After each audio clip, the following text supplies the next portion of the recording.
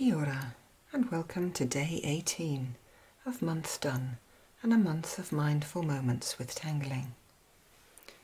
Yesterday we finished with echoism, which gave us a single line start on the next spread. And today I want to take us back to an organic tangle, but again one that mixes with its cousins playing across a page. I'd like to do this with the tangles Icanthis by zentangle.com and Icantoo by Hannah Nura, as they play so well together. Icanthis is a tangle that came from an Icanthis leaf, or the pun as we play with our words and our sounds is I can this. So on your little dart stop here, you might want to push off with a single line. We'll start with Icantoo. It's a little bit simpler. With that first curved line, I'm giving ourselves a couple of branches off one side. And then from the same spot, I'm going to go in a tethered aura up, but a point above my branch leaf, and then come down to a point. Bounce round these two branches that you did, and then finally come back and touch that branch line, but finish with a spiral. This particular tangle just branches out with one behind another. A single line, two branches off one side, then a point at the end. Bounce around your two branches and just kiss that spiral before it heads in on itself. Depending on how many times or how big a spread you have across the page, if you've got a single page, perhaps you might want to do just two Icantoos. Otherwise, we'll fit in 3 and then we'll move to Icanthis. Again, I want to start with a line, but this one's a little bit shorter and its branches are going to go off almost one against the other. And each of them I like to give a little hat to. I tend to do it a little bit curved, but again I'm still using that little point, the idea of just not touching those inner lines, just like on Icantoo. Giving them a little head or a little hat on the end of the lines. And the next easy step on this one, I think, is always to pop in your C's. So just where you have lines that disappear or change direction, do you see I'm just popping in a tiny C stroke. And those C strokes give us the ability to do a wiggly line that joins them up. And I find that if you pop the C shapes in first, it gives you a more even, wiggly lines to join. Each one of those dictating the change of direction and gives you a guide as we join them all up to our little hats on the end of our guidelines.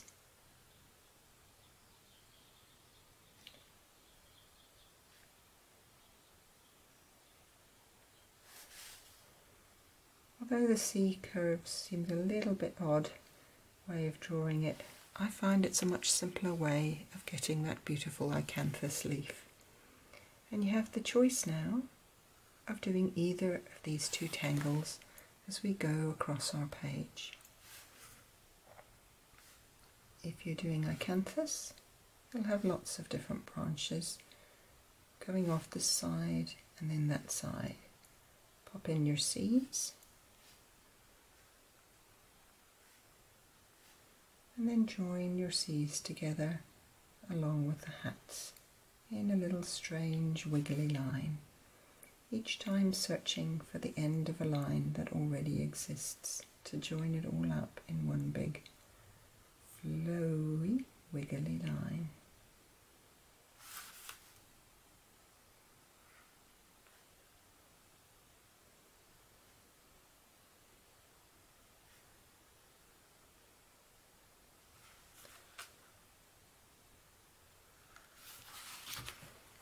I mentioned you had the choice to do either of these two tangles, so play them together.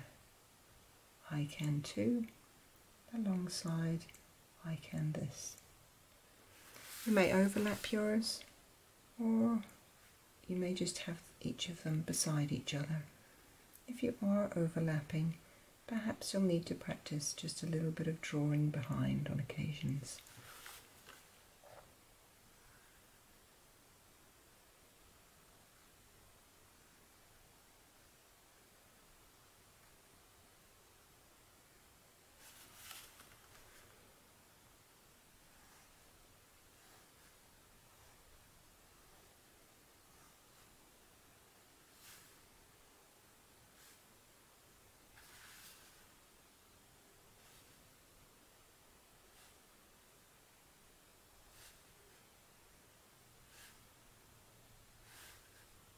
Sometimes when you're drawing a tangle where the lines don't meet up or join, it can be a little bit trickier, so take your time.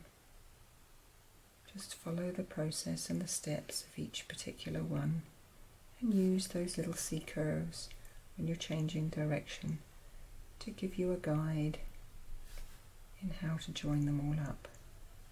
I find doing it this way you get a much more simpler stroke than if we're just trying to draw a wiggly line around my initial branch stems.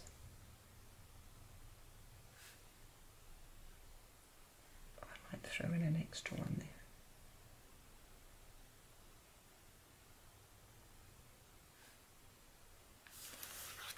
Continue mixing these tangles up. They're a joy to play together.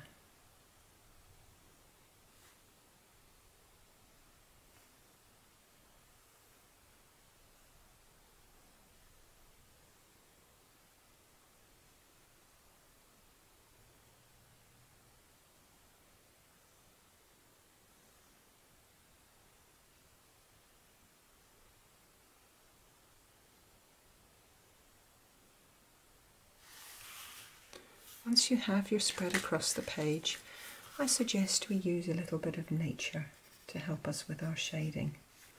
The little shadows perhaps popped in underneath where a tangle comes out from behind another.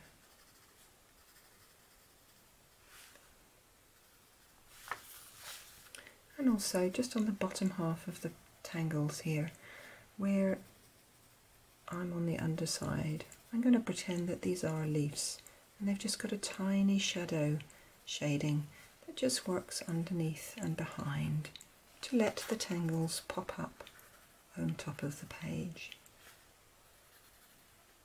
You don't necessarily need to put a lot of graphite down, just almost as if your hand has got a little bit of the jitters as it follows beside your wiggly line. I'm not going to pull this graphite out very far because I want it to act as a little bit of a shadow.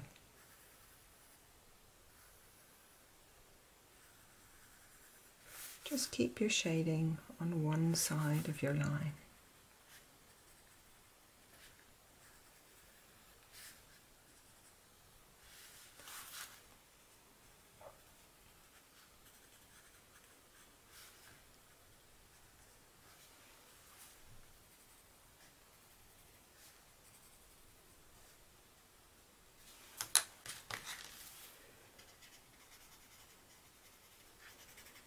Use your tortillon to gently pull the graphite out just a little bit. Doesn't need to be a lot here, just enough to just merge that graphite into a little bit of a close shadow line.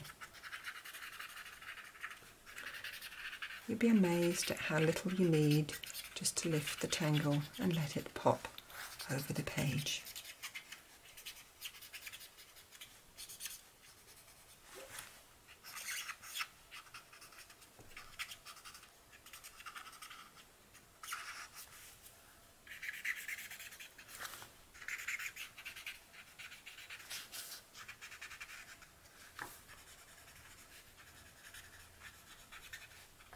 Gently, gently each time.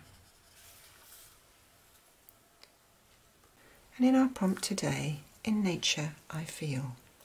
How do you feel when you go out for a walk in nature? Now with Zentangle and different patterns everywhere, do you begin to see different patterns out in nature? Perhaps it's the patterns of different types of leaf, each one slightly different, of a different shape. Perhaps you're looking at the patterns within veins. Each time, have a look, appreciate and enjoy. And write how you feel about those. Does it calm you? I think it probably does. Enjoy the moment, appreciate the moment, and I'll see you again tomorrow.